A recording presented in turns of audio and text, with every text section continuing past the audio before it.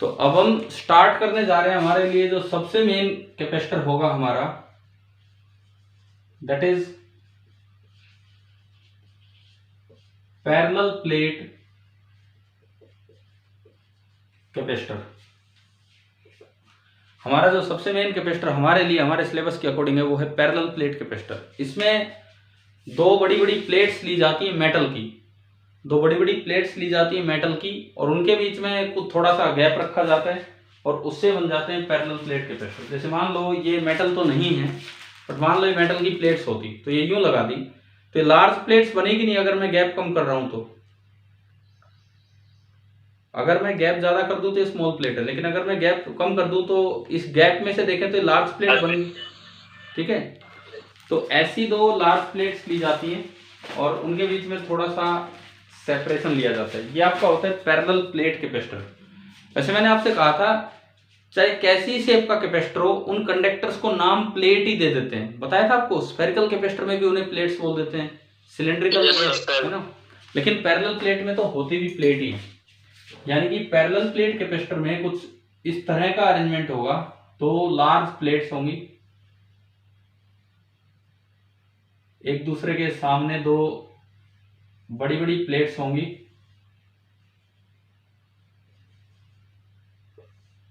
एक टर्मिनल इधर निकला, एक टर्मिनल इधर निकला। जो कॉमन एरिया जो है, जो एक दूसरे को फेस कर रहा है, कॉमन एरिया सपोज कीजिए ए है और सेपरेशन कितना है डी, बीच में मीडियम वैक्यूम है। तो सिलेंड्रिकल और स्फेरिकल में तो जो फॉर्मूला पैरेलल लिमिट लगाने पे आ रहा था, वो फॉर्मूला विदाउट लिमिट भी यहां वैलिड होता है। यानी कि इसका कैपेसिटेंस क्या होता है, एप्सिलॉन ए अपॉन डी। हमने उन दोनों में जब ये फॉर्मूला निकाला तो वहां एक वर्ड यूज किया, पैरेलल लिमिट। पैरेलल लिमिट का मतलब ये है कि वो लिमिट जब वो दोनों किस तरह बिहेव करने लग जाएंगे, पैरेलल प्लेट कैपेसिटर की तरह। कैसे आएगा अभी लेके आ रहे हैं, पहले आप ये बताओ, ये समझ आएगा क्या फॉर्मूला है? ठीक है, ए है कॉमन एरिया जो आमने सामने का फेसिंग एरिया है, और डी है इनके बीच का सेपरेशन। चलो शुरुआत करते हैं। सबसे पहली बात, क्या कैपेसिटेंस की वैल्यू इस बात पे डिपेंड करेगी कि चार्ज सेम लिया है Q माइनस क्यू या अलग अलग लिया है Q1 Q2? बिल्कुल नहीं करेगी। ठीक है, आप अगर कैपेसिटेंस मेजर करने के लिए कैपेसिटर मीटर भी लगाते हो तो वो पहले इनको चार्ज करता है। कैपेसिटर मीटर लगाते हो तो पहले इनको चार्ज करता है, उसे पता होता है कि वो Q और माइनस क्यू चार्ज दे रहा है, कितना दे रहा है, वोल्टेज कितनी दे रही है वो उसे पता होता है, और वो डिवाइड करके फिर वो आगे निकाल लेता है। मैंने माना कि सपोज इस कंडक्टर पे Q1 चार्ज आया और इस कंडक्टर पे Q2, these are two large conducting plates. लेकिन ऐसा नहीं होता है, एक पे Q आता है और एक पे Q आता है और एक पे माइनस क्यू, क्योंकि आप बैटरी लगा के कनेक्ट करते हो तो बैटरी तो एक ही चार्ज फ्लो करवाती, तो एक पे Q अटक जाता है और एक पे माइनस क्यू, वो हम देखेंगे आगे। लेकिन फिर भी हम जनरल लेके चलें, इधर Q1 माना इधर Q2, तो आपको रीडिस्ट्रीब्यूशन करना आता है ना, सिखाया था तो हमने मान लिया कि ये x है तो ये बचेगा Q1 माइनस एक्स। तो बताओ x कैसे निकलता है? Q1 minus x is equal to x plus Q2. Yes, Q1 minus x is equal to x plus Q2। x में Q2 जोड़ दो, है ना भाई? समझ आ गया कैसे किया? बीच में फील्ड जीरो करना था इसलिए, तो यहां से 2x आ गया Q1 प्लस Q2, तो x आ जाएगा Q1 प्लस Q2 बाई 2। पहले भी किया हुआ है ना आपने? Yes sir. ठीक है, तो यहां तो चार्ज आया Q1 प्लस Q2 बाई 2, सामने कितना होगा? बिल्कुल सामने, इसका अपोजिट हो जाएगा माइनस। हाँ, इसका बाहर कितना बचेगा? Q1 में से आप ये घटाओगे, Q1 में से आप अगर ये घटाओगे, अरे रे रे रे ये आ रहा है Q1 माइनस आ रहा है, बाहर कितना बचेगा? Q1 में से जब आप ये घटाओगे तो आपने पहले कभी किया होगा, बाहर बचता है Q1 प्लस Q2 बाई 2, याद है ना? और उधर भी बाहर बचता है Q1 प्लस Q2 बाई 2। मैंने कहा था बाहर वालों का सम इन दोनों के बराबर होना चाहिए, सम के बराबर, वो हो रहा है यहाँ पे। चलो चार्ज रीडिस्ट्रीब्यूशन आ गया समझ? ठीक है, अब 3 स्टेप थे। स्टेप फर्स्ट, पहला स्टेप क्या है, फाइंड V। सबसे पहले बिना कनेक्ट किए आप V निकालो कि V कितना होगा, पोटेंशियल डिफरेंस कितना होगा, यहाँ कैसे निकालें। उसका तरीका ये था कि आप दोनों के बीच में E निकाल लो। एक इलेक्ट्रिक फील्ड होगा इधर से इधर, ये पॉजिटिव ये नेगेटिव, तो इलेक्ट्रिक फील्ड होगा इधर से इधर, और फिर पोटेंशियल डिफरेंस अगर दोनों प्लेट्स के बीच में V है तो प्लेट्स के बीच में हमारा फॉर्मूला होता है V बराबर E इंटू डी। याद है नहीं आपको? Yes sir. तो V is equal to E into D. अब E कैसे निकालें? बीच में जो E होगा ना वो चारों की वजह से होगा, इसकी वजह से, इसकी वजह से, इसकी वजह से और इसकी वजह से। तो देखो बीच वाले इलाके में मैं फील्ड लिखता हूं। अच्छा ये बताओ इस पूरी प्लेट पे कितना चार्ज है पूरा? Q1। तो क्या हमने कभी ये पढ़ा हुआ है कि अगर एक प्लेट पे Q1 चार्ज हो तो उसकी वजह से फील्ड दूर की तरफ होगा Q1/2a एप्सिलॉन नॉट? ये पढ़ा हुआ है? पढ़ाया होगा यार कभी फ्लक्स के टाइम पे, उस समय, या पहले फील्ड के टाइम पे। वैसे तो आप अलग अलग डिस्ट्रीब्यूट करके भी निकाल सकते हो, लेकिन मैंने बताया था डिस्ट्रीब्यूट मत करो। अगर टोटल चार्ज Q1 है, एक साइड का एरिया A है, तो फील्ड होगा Q1/2a एप्सिलॉन नॉट। सिमिलरली दूसरे पे पूरा चार्ज Q2 है, वो चीज कैसे ही बटा हो, उसकी वजह से फील्ड होगा Q2/2a एप्सिलॉन नॉट। ये मैंने माना कि late Q1 is greater than Q2, तो नेट फील्ड आगे की तरफ हो गया। तो बताओ E कितना आया इस इलाके में? E आगे वाले में से घटाओगे तो बचेगा Q1 minus Q2/2a epsilon not. हाँ जी भाई बोलिए, समझ आया कि नहीं? Yes sir. अगर नहीं आ रहा हो तो अभी बताओ, फिर नहीं तो निकल ही जाएगा आगे काम। किस किस को नहीं आया हो तो अभी बोल दीजिए। चलो ठीक है, आगे तो ये E आपने इसमें पुट किया तो V कितना आ गया? पहला step Q1 minus Q2/2a epsilon not into D. First equation तैयार अपनी, ठीक है सर? Q1 माइनस Q2 क्यों आया? ये आ गया। ये बताओ, ये समझ आ गया इसकी वजह से फील्ड इतना है, याद है नहीं फॉर्मूला? Yes sir. और उसकी वजह से फील्ड इतना है टोटल। यस। और दो वेक्टर अपोजिट डायरेक्शन में है तो रिजल्टेंट कितना होगा? सर Q2 माइनस Q1 भी तो हो सकते ना हैं। मैंने फिर एक अजम्पशन ले ली ना शुरू में कि लेट, सॉरी, ठीक है। तो ये आपका हो गया E आगे की तरफ Q1 minus Q2/2a epsilon not. पहले ये बताओ क्या ये समझ आ गया कि नहीं? V कैसे निकाला? Yes sir. स्टेप सेकंड क्या होता है? हमें क्या निकालना होता है? Charge stored. हाँ, चार्ज स्टोर्ड, उसको मैं स्मॉल q से रिप्रेजेंट कर रहा हूं। अब वो कैसे निकालें? इसमें चार्ज स्टोर्ड का मतलब क्या था कि अगर आप इन दोनों को कनेक्ट कर देते, this is imaginary conducting wire, तो कितना चार्ज फ्लो करके जाएगा उसे हम क्या बोलते हैं? चार्ज स्टोर, ठीक है। अब भाई एक बात बताओ, चार्ज कब तक चलेगा? जब तक यहाँ फील्ड बचेगा। फील्ड बचेगा तभी तो चार्ज बचेगा, फील्ड खत्म तो चार्ज भी खत्म। Yes sir. चार्ज चलेगा ही नहीं। ये जो फील्ड है ना, ये फील्ड, ये इसके और इधर जो है ना, इधर minus of Q1 minus Q2/2, उसकी वजह से ये बस बाहर वाले दोनों का फील्ड बीच में कैंसिल हो जाता है। देखो इधर कितना चार्ज है? Q1 plus Q2/2। इधर भी कितना चार्ज है? Q1 plus Q2/2। तो बीच में उन दोनों का फील्ड कैंसिल हो जाएगा, यानी कि बीच में जो फील्ड बचेगा वो इस x और माइनस x की वजह से बचता है। तो बीच वाला फील्ड खत्म कब होगा? जब ये पूरा चार्ज x और माइनस x खत्म हो जाए। यानी कि कनेक्ट करने पे कितना चार्ज चल के आएगा इधर से इधर? कनेक्ट करने पे कितना चार्ज चल के आएगा इधर से इधर? x चल आएगा तो इधर 0 हो जाएगा, और उधर भी कितना हो जाएगा? अंदर 0, और फील्ड खत्म हो जाएगा। इसका मतलब जो चार्ज स्टोर्ड है Q, that is equal to x and that is equal to Q1 minus Q2/। Sir दोबारा बताना एक बार। अभी बताता हूँ, सुनो। सबसे पहली बात, जब भी आपको दो प्लेट दी जाए ना आमने सामने और उन पे अलग अलग चार्ज हो, तो charge stored on the capacitor कितना होता है? आप अंदर की तरफ कितना चार्ज है वो x निकाल लो। एक पे x होगा तो दूसरे पे कितना होगा? माइनस एक्स, वही जो एक्स है that is the charge stored, वो जो एक्स है that is the charge stored. क्यों, इसका कारण बताता हूं। पहली बात, ये बात याद हो जाएगी, अगर दो अलग अलग चार्जेज हैं कैपेसिटर की प्लेट्स पे, तो आप पहले रीडिस्ट्रीब्यूशन करके अंदर कितना पॉजिटिव और नेगेटिव चार्ज है वो निकाल लो, वही आपका चार्ज स्टोर्ड होगा। आ गया समझिए, ये बात याद हो जाएगी। चार्ज अगर दूसरे पे आ गया फिर से डिस्ट्रीब्यूशन हो गया, फिर फील्ड दोबारा नहीं बन जाएगी। ना सुनो, एक एक्स है एक माइनस एक्स है, बाहर जो बचा इतना आ गया समझ यहां तक। तो अब अगर मैं इनको कंडक्टिंग वायर से ज्वाइन कर दूं, तो क्योंकि फील्ड था तो एक पोटेंशियल डिफरेंस था यहां से यहां। Yes sir. तो चार्ज तो चलेगा जब तक पोटेंशियल डिफरेंस रहेगा। ये पोटेंशियल डिफरेंस खत्म कब होगा, जब बीच का फील्ड खत्म हो। हाँ।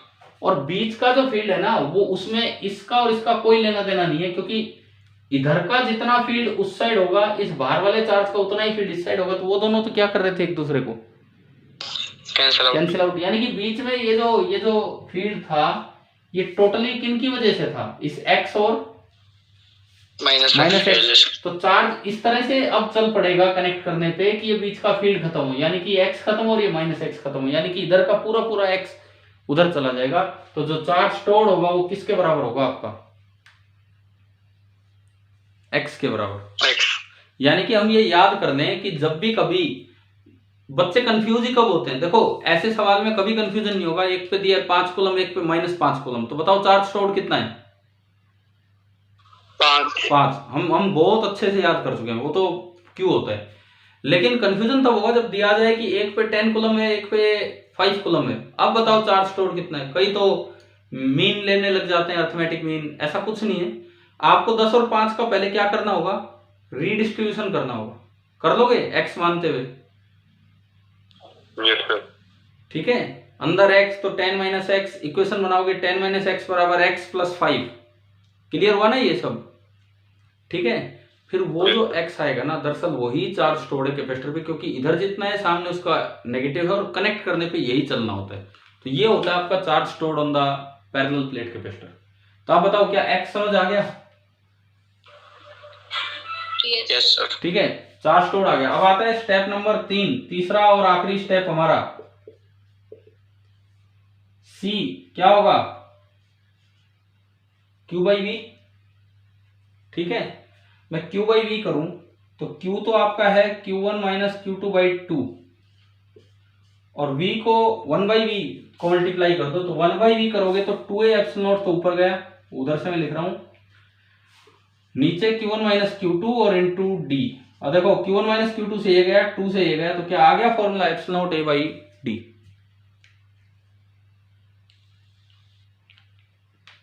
बताओ भाई, समझ आया कि नहीं? Yes sir. Yes sir. Note कीजिए इसे अच्छे से, आराम से।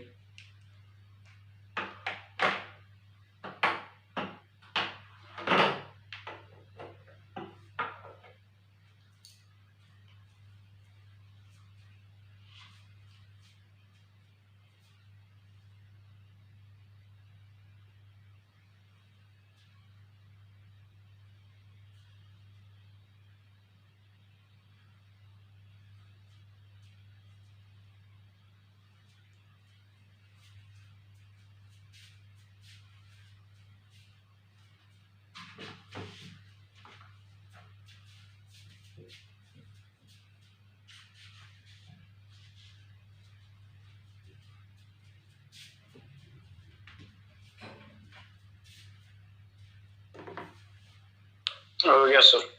ठीक है, अब जो मैंने आपको 3 कैपेसिटर पढ़ाए, स्फेरिकल, सिलेंड्रिकल और पैरेलल प्लेट, तीनों में मैंने शुरुआत यूजुअल केस से नहीं करवाई, मैंने बहुत ही जनरल शुरुआत करवाई है Q1 Q2 देते हुए। लेकिन आपको एक चीज समझ आ गई है, जनरल शुरुआत का ये फायदा हुआ है कि आपको सबसे मेन बात चार्ज स्टोर्ड समझ आ गया। नहीं तो ना हर बार बस हम यूं ही याद रखते हैं चार्ज स्टोर्ड होता है Q - Q, तो हम बस बोल देते हैं कि चार्ज स्टोर्ड Q। लेकिन अब सभी को क्लियर है क्या मतलब है इसका? ठीक है, अब एक बार इसमें फटाफट यूजुअल केस और कर लो। उसे यूजुअल केस क्यों बोलते हैं वो भी बताऊंगा। अभी लो, यूजुअल केस मैं भी करता हूँ बोर्ड पे, तो उसमें बैटरी लगा के दिखाऊंगा कि कैपेसिटर को चार्ज कैसे किया जाता है। तो इसी के बाद लिख देना यूजुअल केस।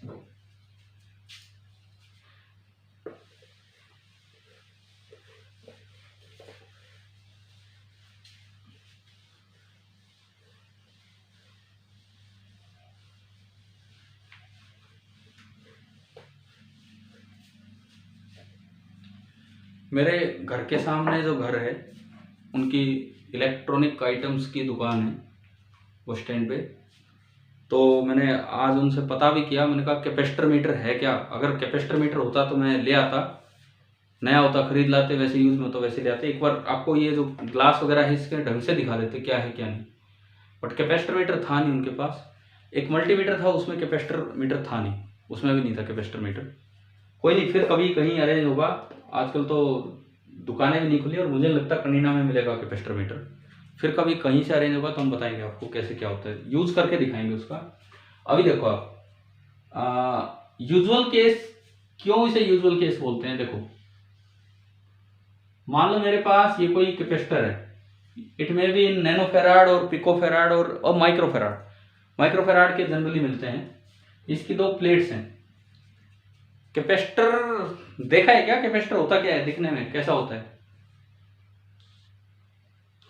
कैपेसिटर? एक सेकंड, पता नहीं इसमें मिलेगा कि नहीं।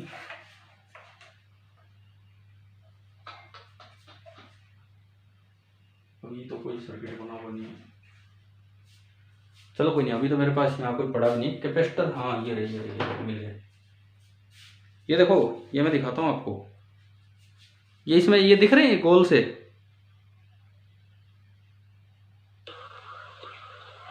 Yes sir. अरे ये गोले से लगे हुए दिख रहे हैं क्या? सिलेंड्रिकल, इनको इलेक्ट्रोलिटिक कैपेसिटर बोलते हैं। मैं एक बार इस पे पढ़ के बताता हूँ। इस पे लिखा है 15 माइक्रोफेराड, इन दोनों पे लिखा है क्या? देखे हुए तो हाँ तो ये देखे तो हैं, लेकिन ये पता था क्या ये कैपेसिटर होते हैं? ना सर। हाँ तो फिर वही तो बता रहा हूँ मैं आपको। अब इन पे लिखा हुआ है 15 माइक्रोफेराड, यानी कि ये 15 माइक्रोफेराड का कैपेसिटर है। समझ आया? Yes sir. टूट गया तो आईसी टूट गई। लेकिन सर फिर इस सर्किट में यूज क्या हुआ इनका? किस सर्किट में? तो अभी आप बात में ले रहे हो अभी। यार आपको क्या पता है किस चीज का सर्किट है? ये तो इसमें तो एक use charge storing energy storing है। ये क्या है बताओ इसमें? ये जो मैं दिखा रहा हूँ क्या है? ये ट्रांसफॉर्मर, बिल्कुल सही। एक सेकेंड, ये बताना मुझे, ये जो बाहर आपको दिख रहा है मेरे हाथों के बीच में, उंगलियों के बीच में, ये क्या है? वाइट पता नहीं सर ये तो। अरे इस पे बैंड्स दिख रहे हैं, कलर्ड बैंड्स। Yes sir. क्या 10th में हमने कभी कार्बन रजिस्टर पढ़े हैं क्या? सर हाँ याद आ गया। ये कार्बन रजिस्टर है। तो मतलब ये सारी चीजें यूज होती है सर्किट्स में, सारी की सारी चीजें। तो अभी देखो, ये मान लो मैंने कोई इस तरह का ही कोई कैपेसिटर ले लिया। मैं एक बैटरी ले आया मार्केट से, छोटी सी बैटरी, मान लो 9 वोल्ट 8 वोल्ट की बैटरी, 9 वोल्ट की मैं बैटरी ले आया, जरा सी बैटरी, और उससे मैंने इनको कनेक्ट कर दिया। तो अगर यहां मान लो सपोज 9 वोल्ट की बैटरी है, तो इसके पास भी कितने वोल्ट आ जाएगा? 9 वोल्ट आ जाने, ठीक है। यहां भी 9 वोल्ट आ जाने। मैं कहूँ ये 20 वोल्ट की बैटरी है। मैं 9 इसलिए बोल रहा हूं कि कम वोल्ट की बैटरी लेनी है। समझ आया ना? तो आपने यहां V वोल्टेज दे दी। कैसे आई होगी V वोल्टेज? सुनो, बैटरी अपने में से कुछ चार्ज फ्लो करवाती है। Let the charge flow on B Q। अब एक न्यूट्रल प्लेट पे Q चार्ज आके जमा हो गया, और एक न्यूट्रल में से Q निकल गया, तो उस पे कितना आएगा? एक में प्लस Q, एक में माइनस Q। हाँ, तो यूजुअल केस ये होता है जब भी हम चार्जिंग करने लगते हैं तो एक पे प्लस Q आता है और एक पे माइनस Q। और जब आप इसका रीडिस्ट्रीब्यूशन करोगे तो ये पूरा Q अंदर आएगा, बाहर 0 बचेगा। आपका पुराना मेथड है, आप उसी से करोगे, और ये माइनस Q आएगा और ये 0 बचेगा। तो अब बताओ इस पे चार्ज स्टोर्ड कितना हुआ?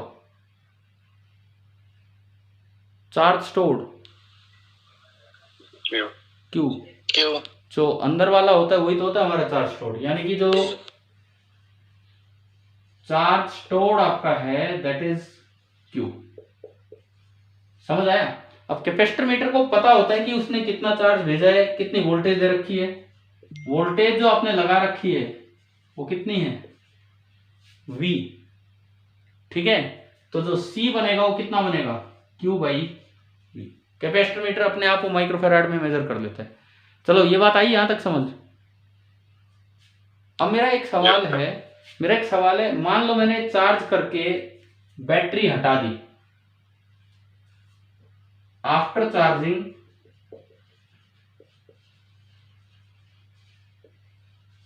The battery is removed,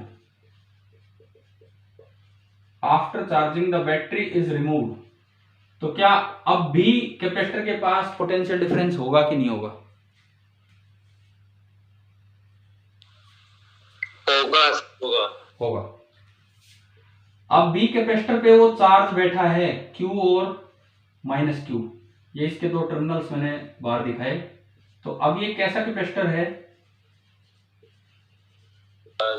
charge capacitor है, यानी कि it will still have the potential difference V। आप ये चीज वेरीफाई भी कर सकते हो यार, ये छोटी छोटी सी एक्टिविटी होती है। छोटे बल्ब आते हैं आपके, टॉर्च बल्ब, यस सर। आप एक बार उसे 9 वोल्ट की बैटरी से ऑन करो, ऑन हो जाएगा वो। एक बार आप कैपेसिटर चार्ज करके और कैपेसिटर से उसे ऑन करो, तब भी वो ऑन हो जाएगा। इसका मतलब जब कैपेसिटर को आपने बैटरी से हटा लिया, क्या तब भी कैपेसिटर के पास पोटेंशियल डिफरेंस था कि नहीं? था, तभी उसने बल्ब को पोटेंशियल डिफरेंस दिया। लेकिन फर्क है, बैटरी वो पोटेंशियल डिफरेंस मेंटेन करके रखेगी। बैटरी से कनेक्ट करोगे वो कंटिन्यूअसली ऑन रहेगा, कैपेसिटर से कनेक्ट करोगे वो ऑन होगा, धीरे धीरे डिम होगा और 1-2 सेकंड में वो मतलब फ्यूज हो जाएगा। फ्यूज नहीं मतलब बंद हो जाएगा। उसका कारण क्या है? जैसे ही पाथ मिलता है चार्ज एक से दूसरे की तरफ चला जाता है और वो डिस्चार्ज हो जाता है कैपेसिटर। ठीक है, ये पढ़ेंगे हम आगे आने वाले क्लासेज में। जैसे भी मैं तो ये बता रहा हूँ, अगर इनके साथ ही छोटी छोटी एक्टिविटीज हो जाए तो और भी ढंग से चीजें समझ आई जाती है क्या है क्या है। सर हाँ, बैटरी पोटेंशियल डिफरेंस क्रिएट कैसे करती है? बैटरी सर ऐसा क्या होता है बैटरी सेल में? सुनो, ये हम थोड़ा अगले चैप्टर पे चले गए। नेक्स्ट चैप्टर में हम पढ़ेंगे ईएमएफ ऑफ ए सेल। या आपकी बुक में आपके पास जो 3rd चैप्टर है ना, आपके एनसीईआरटी टेक्स्ट बुक का, ठीक है, आप उसमें पढ़ सकते हो वहां जाके। इसमें थोड़ी केमिस्ट्री इन्वॉल्व होती है कि बैटरी के अंदर केमिकल रिएक्शंस चलते रहते हैं, जिससे उसके दो जो अलग अलग इलेक्ट्रोड्स होते हैं अलग अलग मेटल्स के, एक कैथोड एनोड, उन पे परमानेंटली एक हाई पोटेंशियल पे मेंटेन रहता है और एक लो पोटेंशियल पे। ऐसी केमिकल रिएक्शंस वहां होती रहती है बैटरी के अंदर। ठीक है, तो फिर बैटरी डाउन होते हुए क्यों होती है? ना बैटरी डाउन इसीलिए होती है कि देखो, बैटरी जब डिस्चार्ज होती है भाई, एक तो होती है बैटरी की चार्ज। क्या तो केमिकल होते हैं खत्म भी हो जाते हैं क्या? हाँ बिल्कुल, केमिकल खत्म हो जाते हैं, उनके अंदर चार्ज पार्टिकल जो हमारे काम का होता है उनके अंदर का चार्ज, वो जो चार्ज है वो खत्म होते रहते हैं। अब जैसे मान लो मैं एक बैटरी, एक सेकेंड,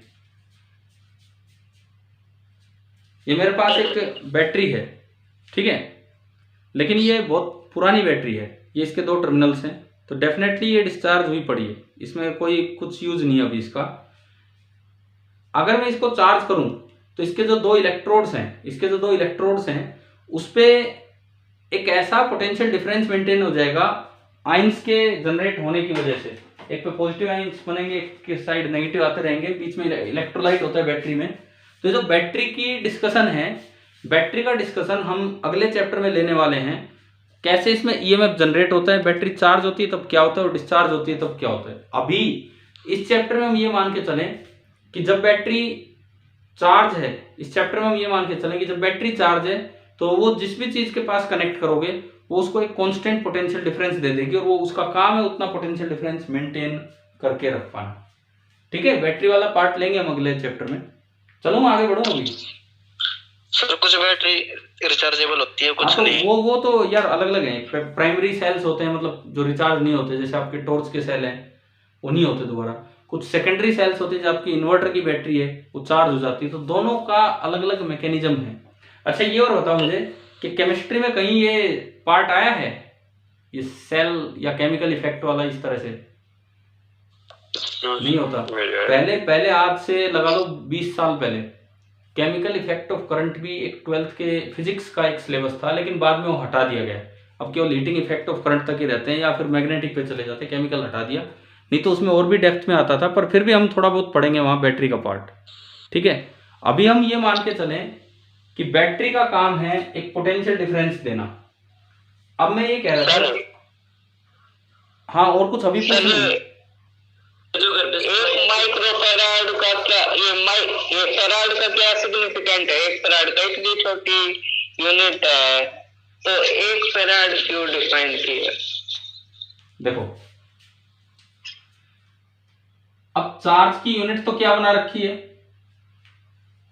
कूलम, लेकिन जो प्रैक्टिकली चार्जेस होते हैं वो किस रेंज में मिलते हैं, माइक्रोकूलम। आप जो एनसीईआरटी का चैप्टर 1 है ना उसके पॉइंट्स टू पॉन्डर में पढ़ना, इस तरह की बातें पढ़ोगे क्लास के बाद, एनसीईआरटी चैप्टर 1 पॉइंट्स टू, उसमें जरूर कहीं ना कहीं मिलेगा। चार्ज की प्रैक्टिकल यूनिट माइक्रोकूलम है, इसी वजह से कैपेसिटेंस की भी प्रैक्टिकल, देखो वोल्ट की तो वोल्ट ही है, वी में तो कोई दिक्कत ही नहीं है ना। क्यू की यूनिट अगर कूलाम होती प्रैक्टिकल तो कैपेसिटेंस की यूनिट भी फेराड हो जाती, लेकिन ये माइक्रो फेराड में आ रहा है, बिकॉज अगर आप फेराड में गए ना तो एरिया कितना कितना बड़ा लेना पड़ेगा, आप एक बार खुद अंदाजा लगाओ। कैपेसिटेंस का फॉर्मूला क्या है हमारा, epsilon naught A upon D. यहां से अगर मैं एरिया निकालूं C D upon epsilon naught. आप एक काम करना, आपके एनसीईआरटी टेक्स्ट बुक में ये पॉइंट दिया हुआ है सेकंड चैप्टर में, अभी मेरे पास बुक नहीं रखी है, मैं आपको वहीं से बता देता कहाँ है।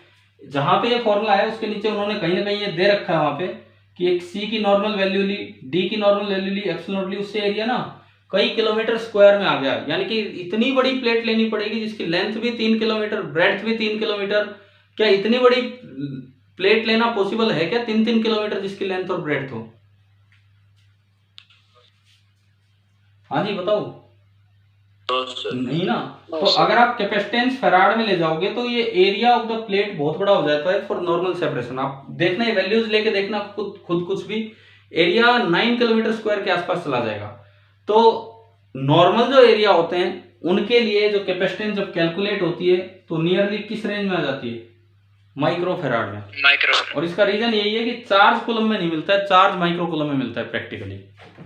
ठीक है, अब मैं एक बार ये पूरा करवाऊं, ये यूजुअल केस। Yes sir. देखो अब इस पे चार्ज स्टोर तो आपका क्यू डायरेक्ट ही है, सबसे पहला स्टेप है वी लिखना। हाँ भाई, इसके बीच में कितना फील्ड होगा हमने निकाला हुआ है गॉस लॉ से भी पहले।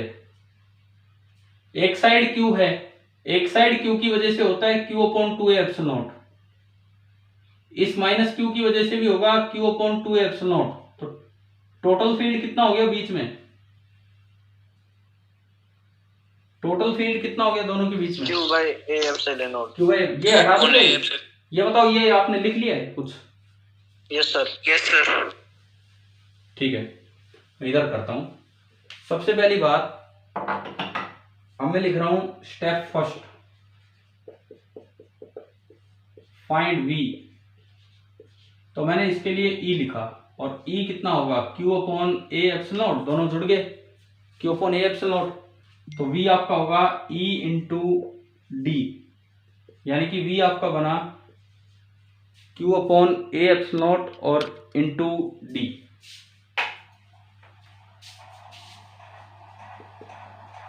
अब स्टेप सेकंड, चार्ज स्टोर्ड कितना है, इसमें तो आपको अच्छे से ही याद है। चार्ज स्टोर्ड कितना हो गया, कैपिटल क्यू, चार्ज स्टोर्ड आपका कैपिटल क्यू। और स्टेप थर्ड आप कर लीजिए क्यू बाई वी, और उसमें देखिए क्या आ रहा है कि नहीं। सर आपकी आवाज कट-कट कर रही। अरे मैंने पंखा चला दिया था 2 मिनट के लिए, और कुछ नहीं।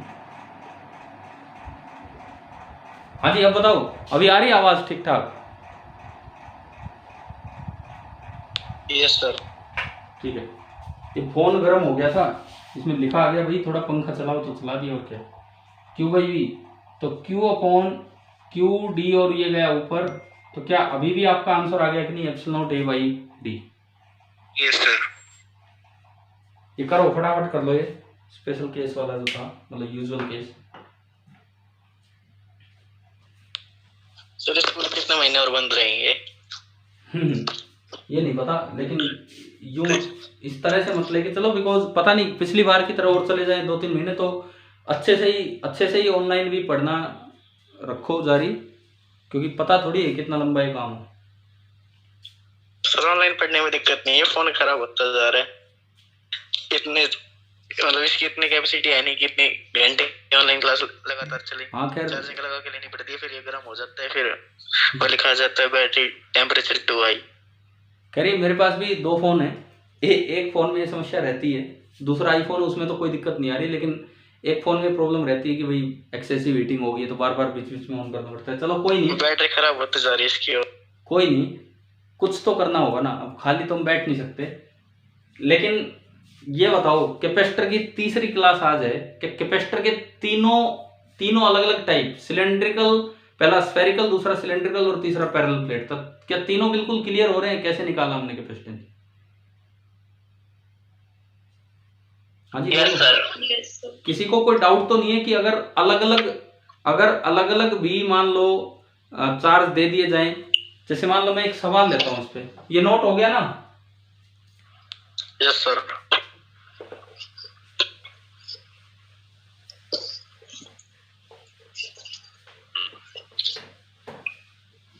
मान लो एक क्वेश्चन आ जाए कि ये कोई एक कैपेसिटर है, पैरेलल प्लेट कैपेसिटर,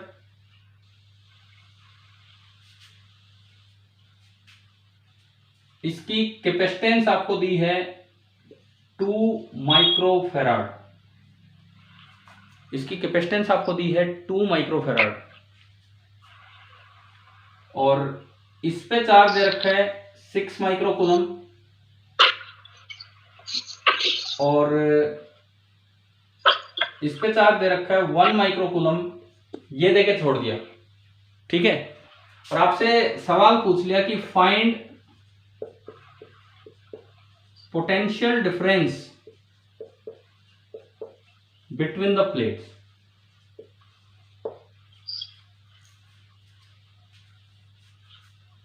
ये पूछा।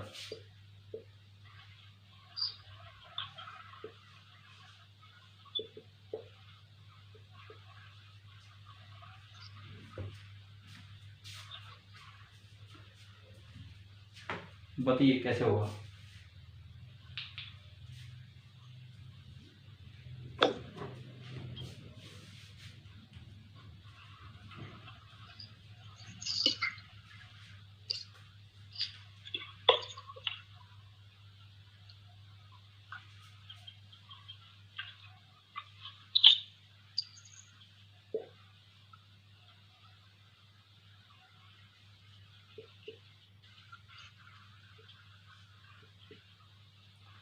सेपरेशन दे नहीं रखा, एरिया दे नहीं रखा, लेकिन हमें इस तरह से जाना होगा। सी दे रखा है 2 माइक्रोफैराड,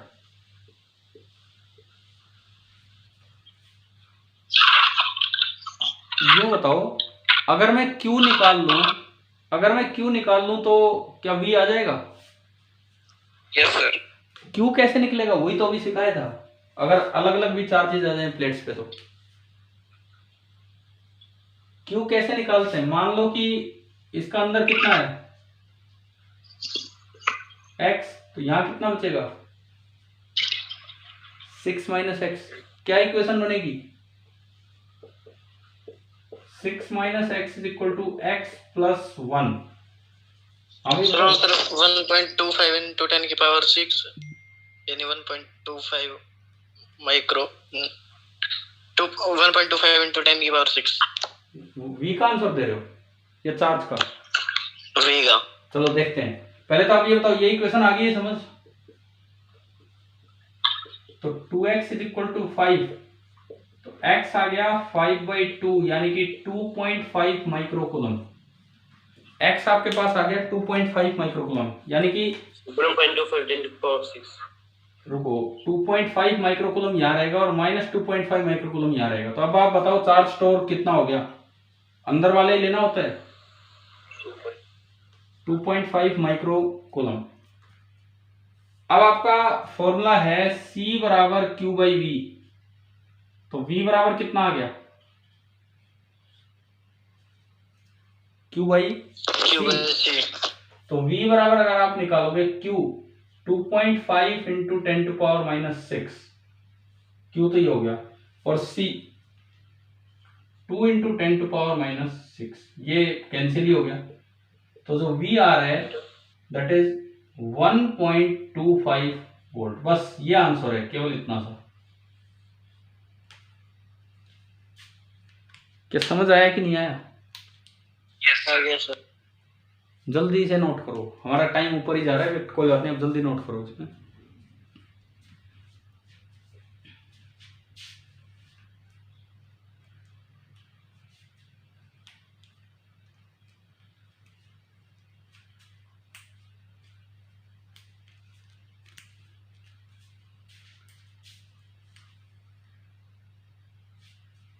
और अगर हो गया,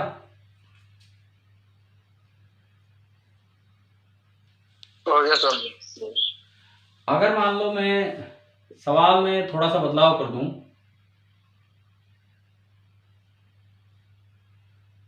यही दो प्लेट्स हैं, एक पे 6 और एक पे -6 माइक्रोकूलम चार्ज है। अब आपको बताना है find potential difference between the plates. ये सेम क्वेश्चन, V निकालना है, Q कितना है। अब बताओ क्या मैं Q वही डायरेक्ट, आ जाएगा सर। हाँ अब तो मैं Q डायरेक्ट लिख सकता हूँ ना, 6 माइक्रोकूलम। तो आप Q बाई C करोगे तो Q बाई C करने पे 6 इंटू 10⁻⁶ अपॉन 2 इंटू 10⁻⁶, यानी कि ये डायरेक्ट कितना है आपका 3 वोल्ट। तो आप बताओ पैरेलल प्लेट कैपेसिटर समझ आ गया है कि नहीं? अब अगली क्लास में कल हम लेंगे beefing of capacitance. Beefing up मतलब कैपेसिटेंस को बढ़ाना, क्या तरीका होता है, इसमें क्या मटेरियल डालें जिससे कि कैपेसिटेंस बढ़ जाए। तो कल का हमारा काम होगा बीफिंग अप, ठीक है। अब हम नेक्स्ट टाइम कल ही बात करेंगे, कल ही मिलेंगे दोपहर में 2:10 पे, ठीक है। Thank you. क्लास नहीं है सर? ना आज नहीं है।